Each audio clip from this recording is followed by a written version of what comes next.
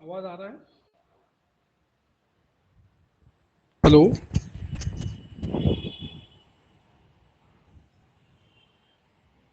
Hello. Yes, sir. Yes, sir.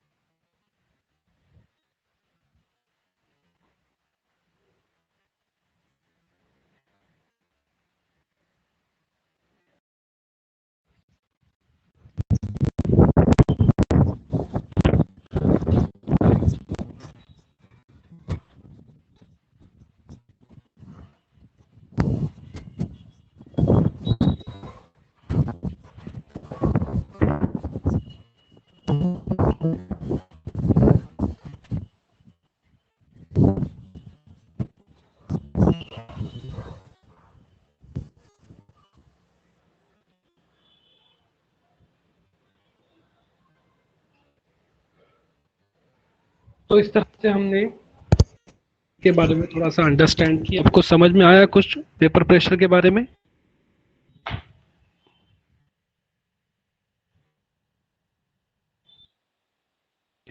अभी तीन concept use हुए हैं।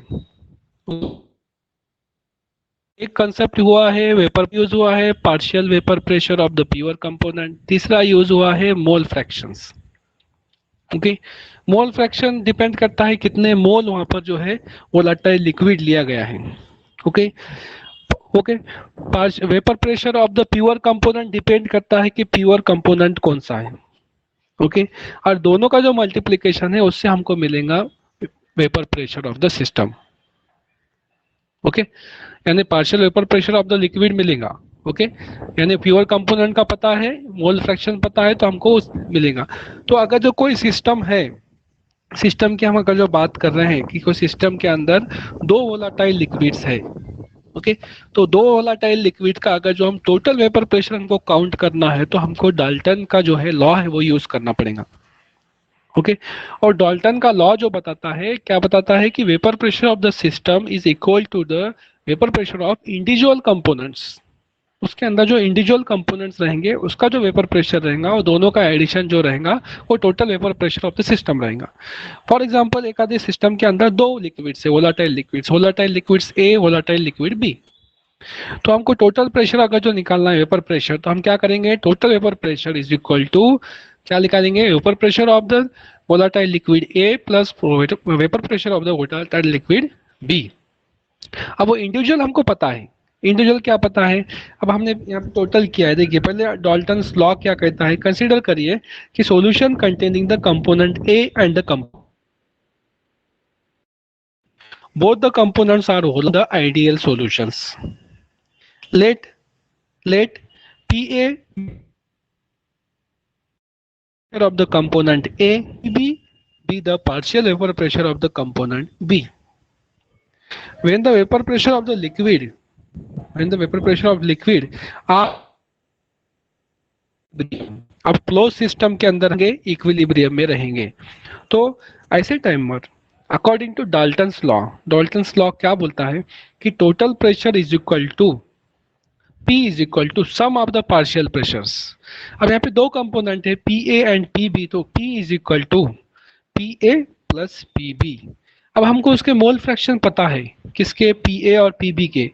If XA and XB are the mole fraction of the component in A and B in the vapor pressure mixture, then तो हम उसका आसानी से क्या निकाल सकते हैं, PA is equal to P naught XA and PB is equal to P naught XB। इस तरह से हम उसका जो है पूरा टोटल सिस्टम का काउंट। और नेक्स्ट क्या है, by definition an ideal mixture that is one in which both the components obey the Raoult's law over the entire range of the composition at all the temperature। अब Raoult's law क्या है हमको समझना पड़ेगा। Raoult's law जो आया statement, तो Raoult's law क्या बोलता है, it states that the vapor pressure, okay, Pa of any solvent A is equal to its mole fraction in the solution multiplied by the vapor pressure of the pure solvent at the same temperature। Temperature हमको system का constant रखना पड़ेगा और Rawls law को apply करना पड़ेगा। तो at a constant temperature वो क्या बोलता है कि vapour pressure of any solvent, for example A है तो उसका वेपर प्रेशर क्या रहेगा, is equal to the mole fraction of that particular solvents, कितना मोल फ्रैक्शन है, and then the vapour pressure of the pure component. Pure form में जब रहेगा, प्योर फॉर्म में यानी कब बोलेंगे हम, प्योर किसको बोलेंगे, अगर जो एक ही सॉल्वेंट है, वोलाटाइल सॉल्वेंट एक ही है सिस्टम के अंदर, वो प्योर है, उसमें कोई ऐड नहीं है, उस टाइम में जो उसका वेपर प्रेशर रहेगा वो pressure that is P not A of the pure solvent at the same temperature same रहेगा। तो उसको मैथमेटिकली रिप्रेजेंट कैसा करेंगे, PA इज इक्वल टू, अब ये जो स्टेटमेंट है इसको बोलते हैं Raoult's law. This statement is called as the Raoult's law. तो क्या है स्टेटमेंट बन रहा है इस पे, PA is XA multiply by P naught A where PA and the PB, for example दो सिस्टम अगर जो कंसिडर किए हमने, A और B आ रहा है, तो दो अलग अलग सिस्टम को इंडिकेट कर रहा है। तो PA and PB are the vapour pressure of the solvent A and the solvent B respectively, okay, and P naught A and P naught B the vapor pressure of pure component A and the component B respectively। उस पर अगर जो dot आया है, okay, उस पर zero लिखा हुआ आ रहा है P पे, इसका मतलब it is the pure component. Then the variations of partial and the total vapor pressure with the composition of the liquid mixture at the constant is shown in the figure। अब इसका जो है representation, graphical representation में हमने क्या किया है कि दो एंगल लिए हैं, ओके, मोल फ्रैक्शन की बात कर रहे हैं, ओके, हॉरिजॉन्टल लाइन पे हमने मोल फ्रैक्शन को इंडिकेट किया है और जो वर्टिकल लाइन है उस पे हमने वेपर प्रेशर को इंडिकेट किया है। तो जैसा ही टॉप टू अप साइड में जाएंगे वैसा ही वेपर प्रेशर उसका इंक्रीज होता जाएगा। ओके, और जैसा ही लेफ्ट टू राइट जाएंगे तो मोल फ्रैक्शन अलग अलग होते जाएंगे। जैसा कि लेफ्ट साइड में रहेंगे आप तो आपको मोल फ्रैक्शन ऑफ ए 1 रहेगा, राइट साइड में रहेंगे तो मोल फ्रैक्शन ऑफ बी 1 रहेगा। ओके, यानी मोल फ्रैक्शन ज्यादा ए का इधर ए में है। अगर रिप्रेजेंटेशन हम कर रहे हैं तो हम कैसा रिप्रेजेंटेशन कर रहे हैं कि दोनों जब मिक्स करेंगे तब की बात क्या होगी, दोनों मिक्सअप होने के बाद एक पॉइंट पर आकर रुकेंगे, दोनों मिक्सअप होने के बाद एक पॉइंट पर आकर रुकेंगे। तो हम इसको इंडिकेट कैसा करेंगे, किस तरह से करेंगे, देखिए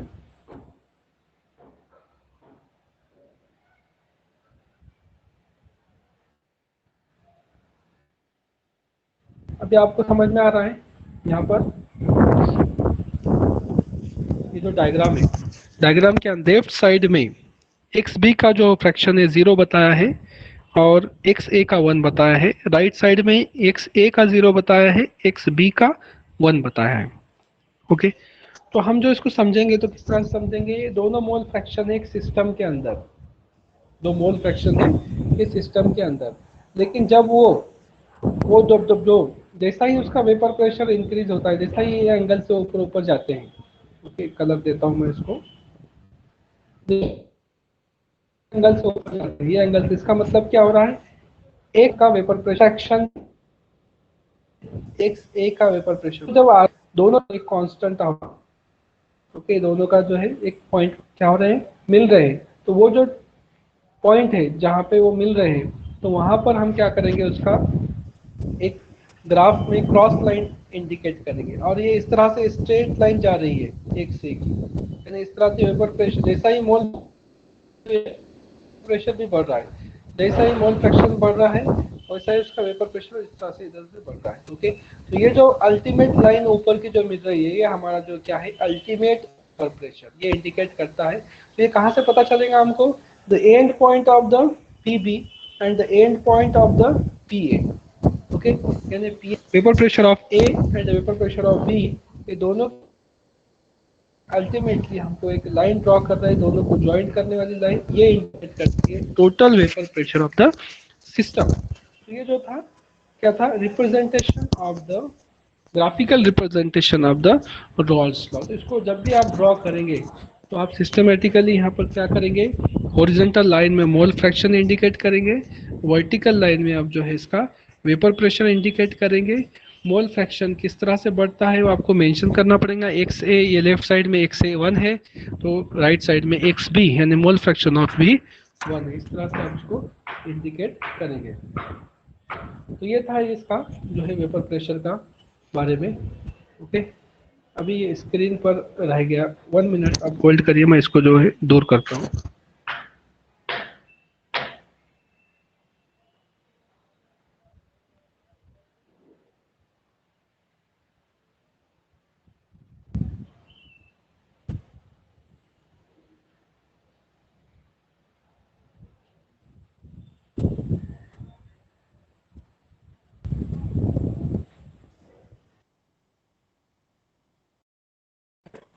तो कोई बोल सकता है कि अगर जो कोई लिक्विड है, ओके, फॉर एग्जांपल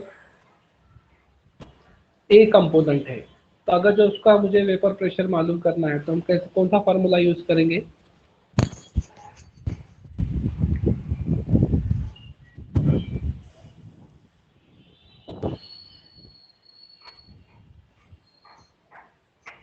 अच्छा मेरा आवाज आ रहा है ना?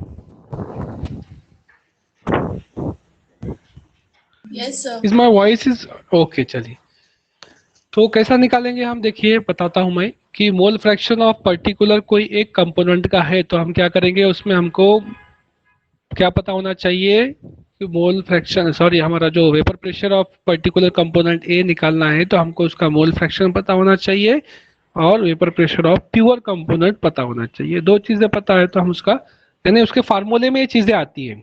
ओके, तो plot of the partial vapour pressure of each component against it's mole fraction is a straight line and passing through the origins, and the total pressure is the sum of the partial vapor pressure and is also a straight line, that is xb is equal to 1 and xa is equal to 1, that is solution contain any pure component B, then the vapor pressure is equal to, okay, vapor pressure of A is equal to mole fraction of the A multiplied by the vapor pressure of the pure component, and the vapor pressure of the B is equal to mole fraction of the B into vapor pressure of the pure component B. If, if we are at the left side of that particular graph where component A, mole fraction of A is 0, at that time we write down here X, mole fraction of A is 0, and then the vapor pressure of the pure component plus 1 into the PB, means the here one value is 0. Ultimately P is equal to directly vapor pressure of the pure component B and then the mole fraction of the B. At the same इसी तरह से अगर जो हमको right side का graph का निकालना है राइट साइड में, तो वहां पर क्या रहेगा, वहां पर प्योर कंपोनेंट, दो कंपोनेंट है, component fraction A and component B, तो राइट साइड में है तो वहां पर फ्रैक्शन बी क्या हो जाएगा, 0 हो जाएगा। व्हेन एक्स अब यहाँ पे दिया हुआ है, इंडिकेट किया हुआ कि when mole fraction A is equal to 1 और mole fraction of B is equal to 0, तो अगर जो फार्मूले में रखेंगे हम, हमारे पास जो फार्मूला है 0 रखते ही वो क्या हो जाएगा, मल्टीप्लीकेशन में वो 0 बन जाएगा।